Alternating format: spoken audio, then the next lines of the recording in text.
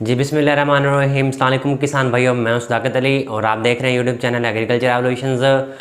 गंदम की कटाई का सिलसिला और थ्रेशिंग का सिलसिला इस वक्त बहुत ज़्यादा अरूज पे है, शोर ज़ोर से है। तो इस वाले से बताना मकसद ये है कि गंदम को किस तरह स्टोर किया जाए। और इस वाले से हमारी एक बहन है, उन्होंने पूछा कि हमने गंदम अपने घर के लिए ख़रीदनी है, तो वो जो गंदम कैसी होनी चाहिए, हमने कौन सी चीज़ों को जहन में रखना है ताकि गंदम अच्छी खरीदी जा सके।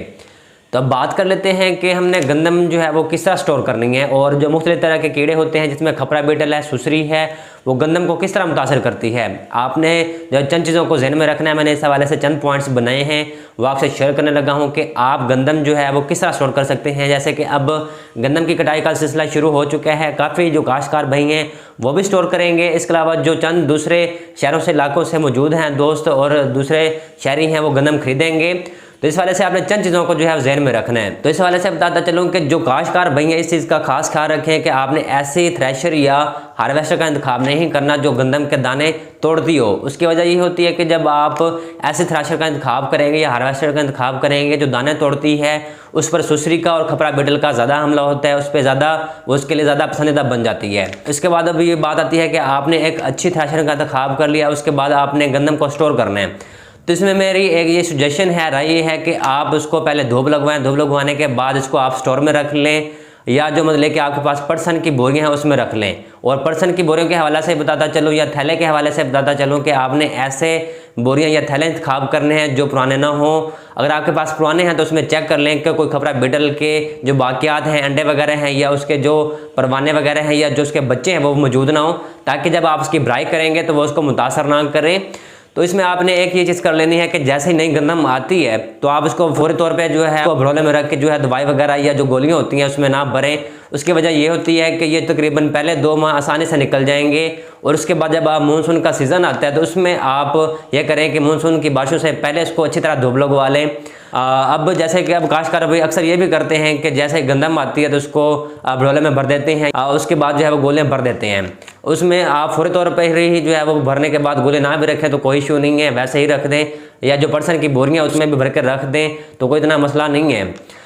इसमें एक ये चीज़ होती है कि जैसे कि मानसून का सिलसिला शुरू होता है तो एक हवा में नमी का तनासब बढ़ जाता है, और उसके बाद जो हमारे दाने होते हैं वो नमी को पकड़ लेते हैं, जज़ब कर लेते हैं, और फिर जो खपरा बीटल होती है उसका अटैक जो है वो शुरू हो जाता है। तो उससे पहले आपने कोशिश करनी है कि जून और जुलाई की जो कड़क धूप होती है उसमें आप इसकी धूप लगवाएं, ठीक है, फर्श पे बिछाएं। और उसके बाद अक्सर हमारे इस हवाले से एक प्रोफेसर है यूनिवर्सिटी के, वो कहा करते हैं कि अल्लाह की तरह से ये कुदरती धूप होती है, इसमें आप जो है वो धूप लगवाएं, तमाम तरह के जो कीड़े हैं वो मर जाएंगे। उसके बाद आपने ये करना है कि उसको आप भरोले में भर लें। भरोले में भरने का तरीकाकार ये होगा कि आप जैसे कि हमारे आम रूटीनों में जो है गांव में होता है, उसमें भरोलों में भरने के बाद तकरीबन 20 से 25 मन वाला एक भरोला होता है, ठीक है, उसमें आप गंदम भरने के बाद आप जो है वो अल्युमिनियम फॉस्फाइड की गोलियां होती हैं वो आप रख लें। अब तादाद के हवाले से बताते चलें कि आप तकरीबन जैसे कि 20 से 25 मन वाला एक भरोला होता है तो उसके लिए आप तकरीबन 8-10 गोलियां उसमें जो है वो रख दें, ताकि आपकी गंदम जो है वो तकरीबन अगले 2 से 3 माह के लिए जो है वो महफूज हो जाए। अब ये बात आती है कि हमने उन गोलियों को रखना कैसे है। आप इस तरह कर लें कि कोई प्लास्टिक का बर्तन ले लें, या कोई प्लेट ले लें, या कोई कप ले लें, उसमें आप ये करें कि जो गोलियां होती हैं उसमें एज सच वहाँ पे रख दें। उसमें आपने उसको ढांकना नहीं है, या उसके अलावा जो कपड़े होते हैं उसमें बांध के नहीं रखना। उसकी वजह ये होती है कि उन गोलियों का आपको असर नहीं मिलेगा। तो आपने जो है ओपन कोई आप बर्तन ले लें, कोई चीज़ ले लें, उसमें रख के वैसे जो उसकी टॉप होगी उसको रख दें, और जैसे आप गंदम की जो है वो भराई कर लें, भरोले भर लें, और उसके बाद जो ढक्कन होगा भरोले का उसको अच्छी तरह से जो है सील टाइट कर दें, यानी हवा का गुजर नहीं होना चाहिए, ताकि जो गोलियों का असर है वो हमें अच्छे से मिल सकें। एयर टाइट आप इस तरह कर सकते हैं कि आप मिट्टी का गारा बना लें, या मिट्टी का गारा ना बना सकें तो जो हमारे पास आटे की लेवी होती है उसको चारों किनारों से जो है अच्छी तरह से सील टाइट करें, ताकि हवा गुजर ना सके और जो हमें कंट्रोल है वो अच्छा मिल जाए। अब इस दौरान अक्सर काश्तकार भाई कहते हैं कि हमने तकरीबन जून जुलाई तक इसको रखना है, तो किस तरह रखें। तो आपके पास बड़े बड़े जो गोदाम हैं या बड़े बड़े जो स्टोर रूम हैं वहाँ पे आप रख सकते हैं। इस तरह करना है कि आप स्टोर रूम को अच्छी तरह पहले ट्रीट कर लें, कोई भी जो जहरीली गैस होती है उसकी धुनी दे लें। धुनी देने के बाद आप जो मतलब कि पर्सन की बोरी में रखेंगे, थैलों में रखेंगे, इस तरह कर लें कि उसमें आप भराई करके आप अपने जो मतलब कि स्टोर रूम है या गोदाम है उसमें रख सकते हैं। उसमें आपने ये कोशिश करनी है कि जो स्टोर रूम है और गोदाम है वो हवादार होने चाहिए, ताकि हवा का गुजर अच्छा हो सके। उसके बाद आप ये कर लें कि आप तकरीबन जो हमारे पास ईंटें होती हैं, ईंटें रख के, या आप कोई मतलब कि एक ढलवान बना लें, और उसके बाद जो बोरियां हैं उसकी आप स्टैकिंग कर लें, यानी एक दूसरे के ऊपर रख सकते हैं।